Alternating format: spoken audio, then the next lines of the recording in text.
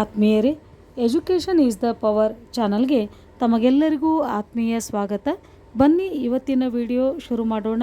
ಇವತ್ತಿನ ಈ ವಿಡಿಯೋದಲ್ಲಿ ಇತಿಹಾಸದಲ್ಲಿ ಬರ್ತಕ್ಕಂಥ ಅಧ್ಯಾಯ 4 ಮೈಸೂರಿನ ಒಡೆಯರು ಹಾಗೂ ಕರ್ನಾಟಕದಲ್ಲಿ ಬ್ರಿಟಿಷ್ ಆಳ್ವಿಕೆಗೆ ಪ್ರತಿರೋಧಗಳು, ಈ ಅಧ್ಯಾಯದ ಕುರಿತು ಕ್ವಿಜ್ ವಿಡಿಯೋವನ್ನು ತಮಗಾಗಿ ಪ್ರಸ್ತುತಪಡಿಸ್ತಾ ಇದ್ದೇನೆ. ಬನ್ನಿ ಹಾಗಾದರೆ ಶುರು ಮಾಡೋಣ. ಈ ಒಂದು ವಿಡಿಯೋ ಶಿಕ್ಷಕರಿಗೆ, ವಿದ್ಯಾರ್ಥಿಗಳಿಗೆ ಮತ್ತು ಸ್ಪರ್ಧಾತ್ಮಕ ಪರೀಕ್ಷೆ ಬರೆಯುವಂಥ ಎಲ್ಲ ಸ್ಪರ್ಧಾರ್ಥಿಗಳಿಗೆ ಅನುಕೂಲವಾಗಲಿ ಅಂತಕ್ಕಂಥ ನಿಟ್ಟಿನಲ್ಲಿ ವಿಶೇಷವಾಗಿ ಈ ಒಂದು ವಿಡಿಯೋವನ್ನು ನಾನು ತಯಾರು ಮಾಡಿದ್ದೇನೆ. ಹಾಗಾದರೆ ತಡ ಯಾಕೆ, ಶುರು ಮಾಡೋಣ ಬನ್ನಿ. ಮೊದಲನೇ ಪ್ರಶ್ನೆ, ಮೈಸೂರು ಒಡೆಯರ ವಂಶ ಇವರಿಂದ ಸ್ಥಾಪನೆಯಾಯಿತು.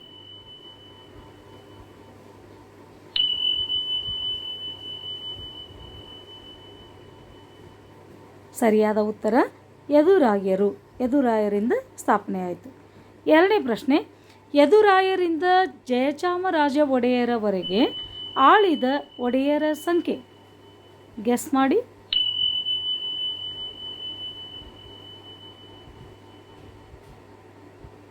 ಉತ್ತರ 25.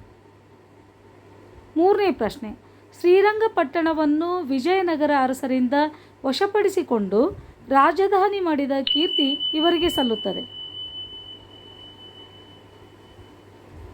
ಗೆಸ್ ಮಾಡಿದ್ರ? ಸರಿಯಾದ ಉತ್ತರ ರಾಜ ಒಡೆಯರು. ನಾಲ್ಕನೇ ಪ್ರಶ್ನೆ, ಮೈಸೂರು ಸಂಸ್ಥಾನದ ನವರಾತ್ರಿ ಉತ್ಸವವನ್ನು ಶ್ರೀರಂಗಪಟ್ಟಣದಲ್ಲಿ ಪ್ರಾರಂಭಿಸಿದವರು. ಗೆಸ್ ಮಾಡಿ.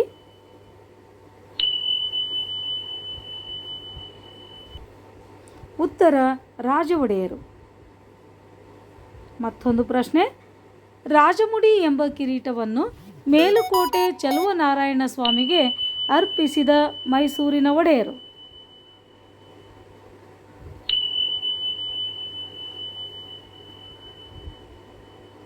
ಉತ್ತರ ರಾಜ ಒಡೆಯರು. ಮತ್ತೊಂದು ಪ್ರಶ್ನೆ, ಬೆಂಗಳೂರನ್ನು ಮೊಘಲರ ಸೇನಾನಿಯಿಂದ ಕೊಂಡುಕೊಂಡ ಮೈಸೂರಿನ ಒಡೆಯರು.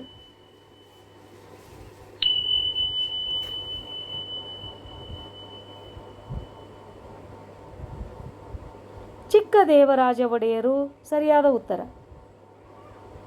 ನೆಕ್ಸ್ಟ್ ಪ್ರಶ್ನೆ, ಕರ್ನಾಟಕದ ಚಕ್ರವರ್ತಿ ಅಪ್ರತಿಮ ವೀರ ತೆಂಕಣರಾಜ ನವಕೋಟಿ ನಾರಾಯಣ ಬಿರುದುಗಳನ್ನು ಹೊಂದಿದ ಮೈಸೂರಿನ ಒಡೆಯರು.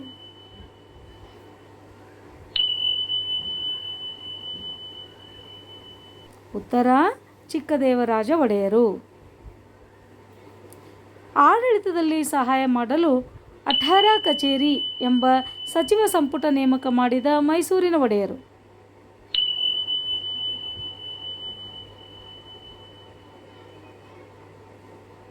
ಉತ್ತರ ಚಿಕ್ಕದೇವರಾಜ ಒಡೆಯರು. ಅಂಚೆ ವ್ಯವಸ್ಥೆಯು ಈ ಒಡೆಯರ ಕಾಲದಲ್ಲಿ ಜಾರಿಗೆ ಬಂದಿತು.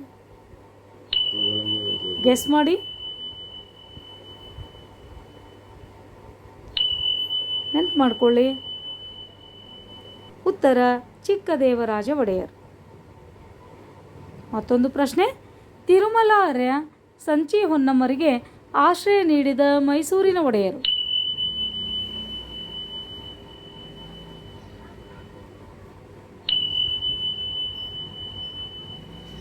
ಉತ್ತರ ಚಿಕ್ಕದೇವರಾಜ ಒಡೆಯರು. ನೆಕ್ಸ್ಟ್ ಪ್ರಶ್ನೆ, ಮೈಸೂರು ಒಡೆಯರ ಕಾಲದಲ್ಲಿ 1881ರಿಂದ 1831 ಕಾಲವನ್ನು ಹೀಗೆ ಕರೆಯುವರು.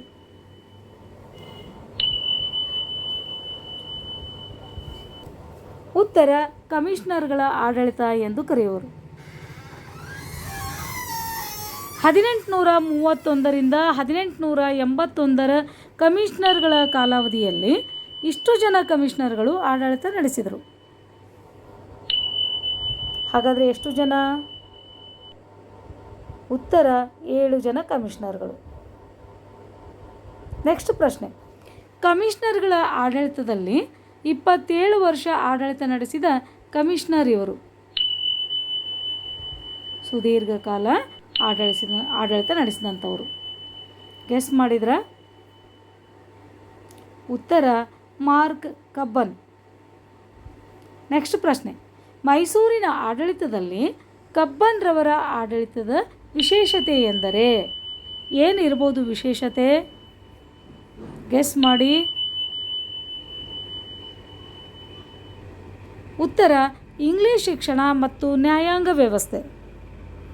ಮತ್ತೊಂದು ಪ್ರಶ್ನೆ, ಮೈಸೂರನ್ನು ಆಳಿದ ಕೊನೆಯ ಕಮಿಷನರ್ ಯಾರಿರ್ಬೋದು? ಗೆಸ್ ಮಾಡಿ. ಕೊನೆಯ ಕಮಿಷನರ್ ಯಾರಿರ್ಬೋದು? ಉತ್ತರ ಜೇಮ್ಸ್ ಗೋರ್ಡನ್. ನೆಕ್ಸ್ಟ್ ಪ್ರಶ್ನೆ, ಮೈಸೂರು ಕಮಿಷನರ್ ಆಡಳಿತ ಕೊನೆಗೊಂಡಾಗ ಮೊದಲನೇ ದಿವಾನರಾಗಿ ಅಧಿಕಾರ ವಹಿಸಿಕೊಂಡವರು?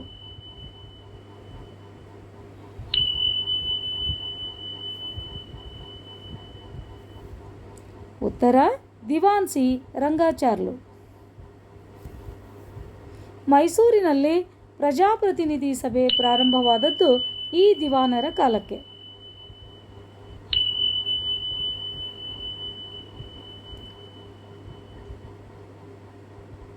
ಉತ್ತರ ದಿವಾನ್ ಸಿ ರಂಗಾಚಾರ್ಲು.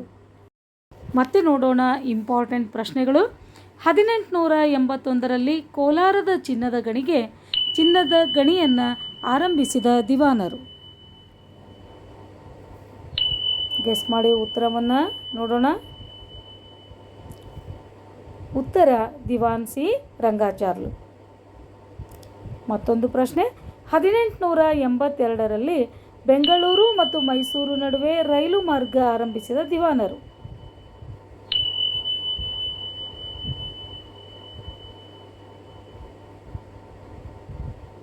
ಉತ್ತರ ದಿವಾನ್ ಸಿ ರಂಗಾಚಾರ್ಲು. ಮತ್ತೆ ಪ್ರಶ್ನೆ, ಮೈಸೂರು ಸಿವಿಲ್ ಸರ್ವಿಸ್ ಪರೀಕ್ಷೆ ನಾಗರಿಕ ಪರೀಕ್ಷೆಗಳು ಆರಂಭಿಸಿದ ದಿವಾನರು?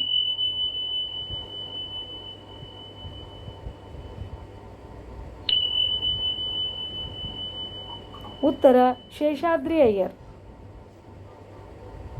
ಮತ್ತೆ ಪ್ರಶ್ನೆ, 1894ರಲ್ಲಿ ಶಿಶು ವಿವಾಹ ಕಾಯ್ದೆಯನ್ನು ಜಾರಿಗೆ ತಂದ ಮೈಸೂರಿನ ದಿವಾನರು?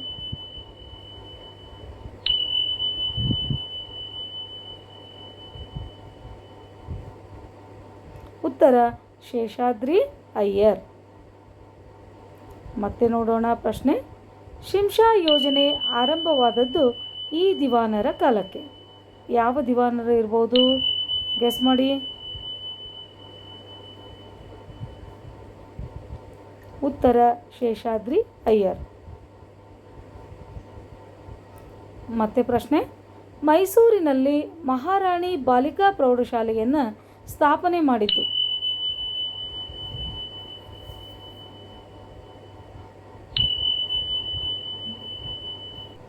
ಎಷ್ಟರಲ್ಲಿ ಅಂದರೆ 1881ರಲ್ಲಿ. ಮತ್ತೆ ನೋಡೋಣ ಪ್ರಶ್ನೆಗಳನ್ನು. ಸ್ವಾಮಿ ವಿವೇಕಾನಂದ ಅವರಿಗೆ ಚಿಕಾಗೋ ವಿಶ್ವಧರ್ಮ ಸಮ್ಮೇಳನಕ್ಕೆ ಹೋಗಲಿಕ್ಕೆ ಸಹಾಯ ಮಾಡಿದ ಮೈಸೂರಿನ ಒಡೆಯರು?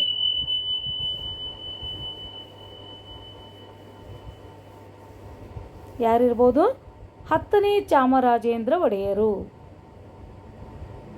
ಮತ್ತೆ ಪ್ರಶ್ನೆ, ಬಸಪ್ಪ ಶಾಸ್ತ್ರಿಗಳಿಗೆ ಆಶ್ರಯ ಕೊಟ್ಟ ಮೈಸೂರಿನ ಒಡೆಯರು?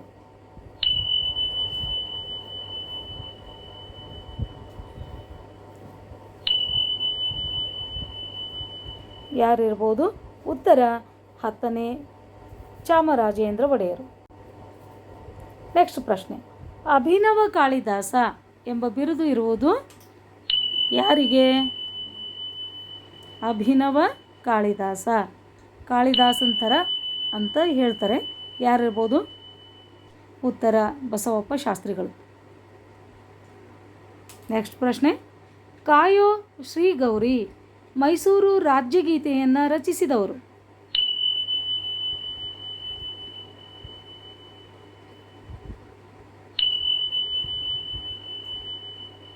ಮೈಸೂರು ರಾಜ್ಯಗೀತೆಯನ್ನು ರಚಿಸಿದವರು ಬಸವಪ್ಪ ಶಾಸ್ತ್ರಿಗಳು. ನೆಕ್ಸ್ಟ್ ಪ್ರಶ್ನೆ, ಯಾವ ಒಡೆಯರು ಅಪ್ರಾಪ್ತ ವಯಸ್ಕರಿದ್ದಾಗ ಮಹಾರಾಣಿ ಕೆಂಪನಂಜಮ್ಮಣ್ಣಿಯವರು ರಾಜಪ್ರತಿನಿಧಿಯಾಗಿ ಆಡಳಿತವನ್ನು ನಡೆಸಿದರು? ಉತ್ತರ ನಾಲ್ವಡಿ ಕೃಷ್ಣರಾಜ ಒಡೆಯರು. ಪ್ರಶ್ನೆ, ಭಾರತದಲ್ಲಿ ವಿದ್ಯುತ್ ಪಡೆದಂತಹ ಮೊಟ್ಟ ಮೊದಲ ನಗರ. ನಿಮಗೆಲ್ಲ ಗೊತ್ತು ಇದು ಉತ್ತರ ಯಾವುದಿರ್ಬೋದು? ಕ್ಲೂ ಕೊಡ್ಲಾ? ಕರ್ನಾಟಕದ ರಾಜಧಾನಿ ಯಾವುದಿರ್ಬೋದು? ಬೆಂಗಳೂರು ಸರಿಯಾದ ಉತ್ತರ. ನೆಕ್ಸ್ಟ್ ನೋಡೋಣ ಮತ್ತೆ ಪ್ರಶ್ನೆ. ಪ್ರಾಥಮಿಕ ಶಾಲೆಗಳ ಶಿಕ್ಷಣ ಶುಲ್ಕವನ್ನು ರದ್ದು ಮಾಡಿದ ಮೈಸೂರಿನ ಒಡೆಯರು.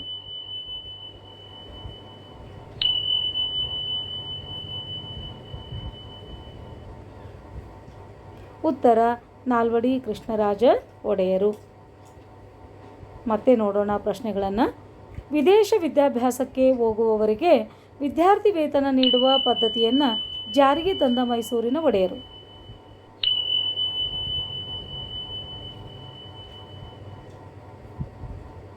ನಾಲ್ವಡಿ ಕೃಷ್ಣರಾಜ ಒಡೆಯರು.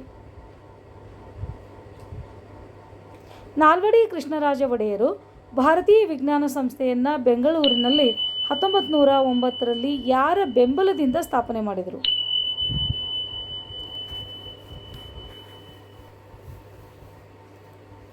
ಉತ್ತರ ಟಾಟಾರವರ ಬೆಂಬಲದಿಂದ. ನೆಕ್ಸ್ಟ್ ಪ್ರಶ್ನೆ, ಯಾವ ಒಡೆಯರ ಕಾಲಕ್ಕೆ ಮೈಸೂರು ಮಾದರಿ ರಾಜ್ಯ ಎನಿಸಿಕೊಂಡಿತು? Model state. ಉತ್ತರ ನಾಲ್ವಡಿ ಕೃಷ್ಣರಾಜ ಒಡೆಯರ ಕಾಲಕ್ಕೆ. ನೆಕ್ಸ್ಟ್ ಪ್ರಶ್ನೆ, ಶ್ಯಾಮಶಾಸ್ತ್ರಿ, ಎಂ ಹಿರಿಯಣ್ಣ, ವೀಣೆ ಶೇಷಣ್ಣ, ಸಾಂಬಯ್ಯ, ಬಿಡಾರಂ, ಕೃಷ್ಣಪ್ಪ ಮುತ್ತಯ್ಯ ಭಾಗವತರ್, ಟಿ ಚೌಡಯ್ಯ, ವಾಸುದೇವಾಚಾರ್ಯ ಮುಂತಾದ ಸಂಗೀತ ವಿದ್ವಾಂಸರಿಗೆ ಆಶ್ರಯ ನೀಡಿದ ಒಡೆಯರು. ನಾಲ್ವಡಿ ಕೃಷ್ಣರಾಜ ಒಡೆಯರು. ಉತ್ತರ ದೊಡ್ಡದಾಗಿತ್ತು ಪ್ರಶ್ನೆ. ನೆಕ್ಸ್ಟ್, ನಾಲ್ವಡಿ ಕೃಷ್ಣರಾಜ ಒಡೆಯರನ್ನು ರಾಜಶ್ರೀ ಎಂದು ಕರೆದಂಥವರು.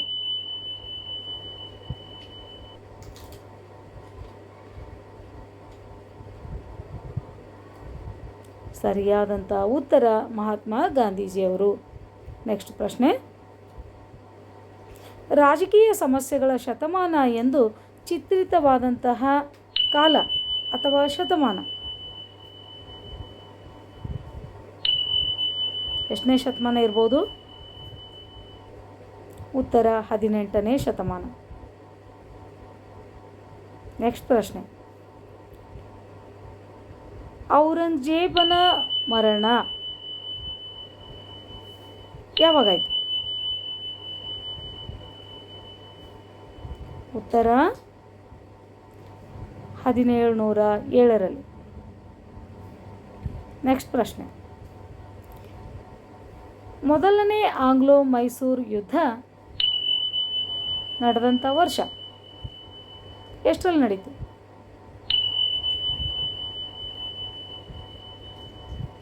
1967ರಿಂದ 69. ನೆಕ್ಸ್ಟ್ ಪ್ರಶ್ನೆ, ಮೊದಲನೇ ಆಂಗ್ಲೋ ಮೈಸೂರು ಯುದ್ಧಕ್ಕೆ ಕಾರಣ ಏನು? ಏನು ಕಾರಣ ಇರ್ಬೋದು? ಉತ್ತರ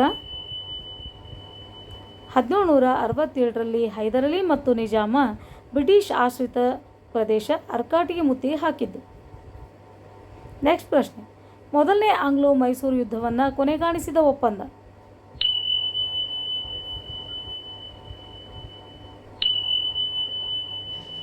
ಉತ್ತರ ಗೊತ್ತಿರಬೇಕು. ಯಾವ ಒಪ್ಪಂದ ಅದು? ಉತ್ತರ ಮದ್ರಾಸ್ ಒಪ್ಪಂದ 1769ರಲ್ಲಿ. ನೆಕ್ಸ್ಟ್ ಪ್ರಶ್ನೆ, ಎರಡನೇ ಆಂಗ್ಲೋ ಮೈಸೂರು ಯುದ್ಧ ಕೊನೆಗಾಣಿಸಿದ ಒಪ್ಪಂದ ಯಾವ ಒಪ್ಪಂದ? ಒಂದನೇದ್ದು ಮದ್ರಾಸ್, ಎರಡನೇದ್ದು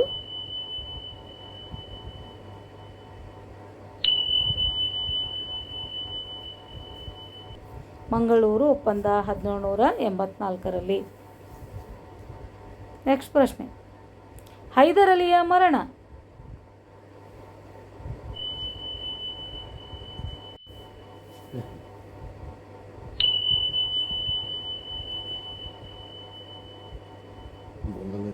ಉತ್ತರ 1782ರಲ್ಲಿ ಸಂಭವಿಸಿತು. ನೆಕ್ಸ್ಟ್ ಪ್ರಶ್ನೆ, ಮೂರನೇ ಆಂಗ್ಲೋ ಮೈಸೂರು ಯುದ್ಧ ಕೊನೆಗಾಣಿಸಿದ ಒಪ್ಪಂದ ಯಾವ ಒಪ್ಪಂದ? ನಿಮಗೆಲ್ಲರಿಗೂ ಗೊತ್ತು, ಭಾಳ ಹೀನಾಯಕರವಾದಂಥ ಒಂದು ಒಪ್ಪಂದವನ್ನು ಟಿಪ್ಪು ಮಾಡ್ಕೋಬೇಕಾಗ್ತದೆ. ಉತ್ತರ ಶ್ರೀರಂಗಪಟ್ಟಣ ಒಪ್ಪಂದ 1792.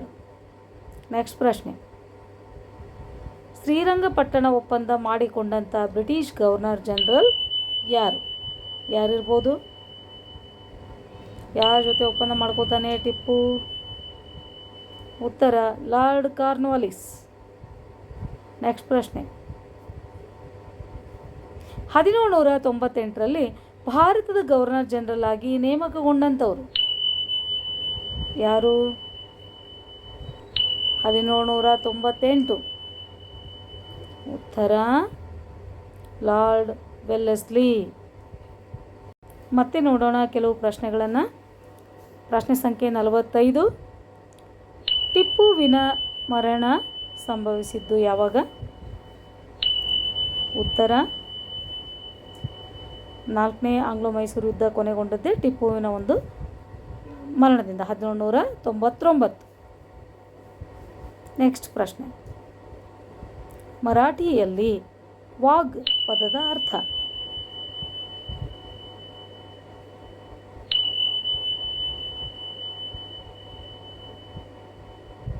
ಉತ್ತರ ಹುಲಿ, ಟೈಗರ್. ನೆಕ್ಸ್ಟ್ ಪ್ರಶ್ನೆ, ದಾಂಡಿಯಾ ವಾಗ್ನನ್ನು ಹತ್ಯೆಗೈದಂಥ ಸ್ಥಳ? ದಾಂಡಿಯಾ ವಾಗ್ ಅವರನ್ನು ಹತ್ಯೆಗೈದ ಸ್ಥಳ? ಉತ್ತರ ಕೊನಗಲ್. ಮತ್ತೊಂದು ಪ್ರಶ್ನೆ, ಲಾರ್ಡ್ ಡಾಲ್ಹೌಸಿ ದತ್ತು ಮಕ್ಕಳಿಗೆ ಹಕ್ಕಿಲ್ಲ ನೀತಿಯನ್ನು ಜಾರಿಗೆ ತಂದ ವರ್ಷ?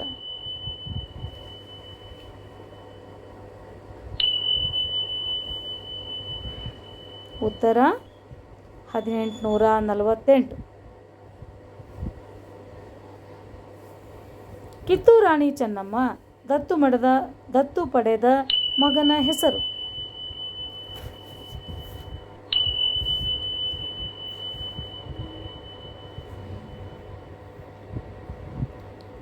ಉತ್ತರ ಶಿವಲಿಂಗಪ್ಪ.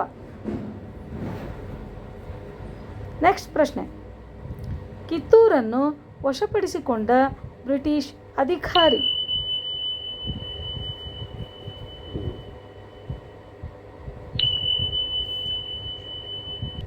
ಉತ್ತರ ಕರ್ನಲ್ ಡೀಕ್.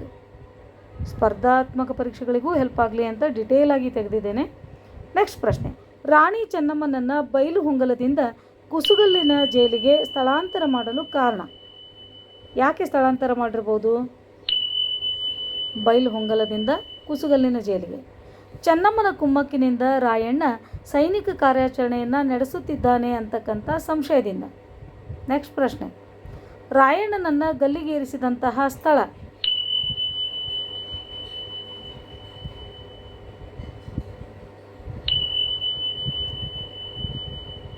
ಉತ್ತರ ನಂದಗಡ, 1831, ಜನವರಿ 26. ನೆಕ್ಸ್ಟ್ ಪ್ರಶ್ನೆ, ಕೊಡಗಿನಲ್ಲಿ ಬ್ರಿಟಿಷರ ವಿರುದ್ಧ ಸಶಸ್ತ್ರ ಬಂಡಾಯ ಸಂಘಟಿಸಿದವರು?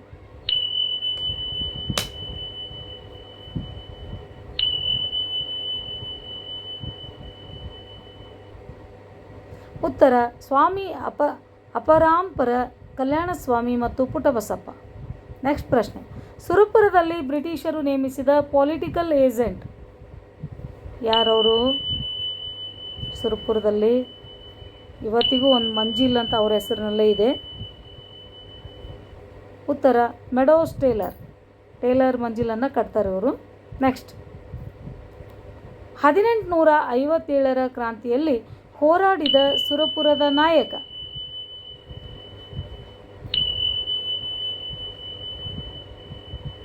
ಪ್ರಸಿದ್ಧನಾದಂಥ ವ್ಯಕ್ತಿ ರಾಜ ವೆಂಕಟಪ್ಪ ನಾಯಕರವರು.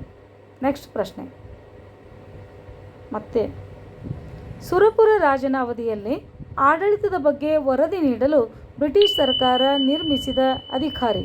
ಅವ್ರಿಗೆ ಡೌಟ್ ಬಂದಿರ್ತದೆ, ಹಾಗಾಗಿ ಒಬ್ಬ ಬ್ರಿಟಿಷ್ ಅಧಿಕಾರಿಯನ್ನು ನೇಮಕ ಮಾಡ್ತಾರೆ. ಯಾರವರು? ಯಾವ ಅಧಿಕಾರಿ ಹೆಸರು? Camp bell. ಉತ್ತರ ಕ್ಯಾಂಪ್ ಬೆಲ್. ನೆಕ್ಸ್ಟ್ ಪ್ರಶ್ನೆ, ಅಮರಸುಳ್ಳೆ ಬಂಡಾಯವು ಮೂಲತಃ ಎಂಥ ಬಂಡಾಯವಾಗಿತ್ತು ಅಂತಕ್ಕಂಥ ಪ್ರಶ್ನೆ ಇದು. ಅಮರಸೂಳ್ಯ ಬಂಡಾಯ ಮೂಲತಃ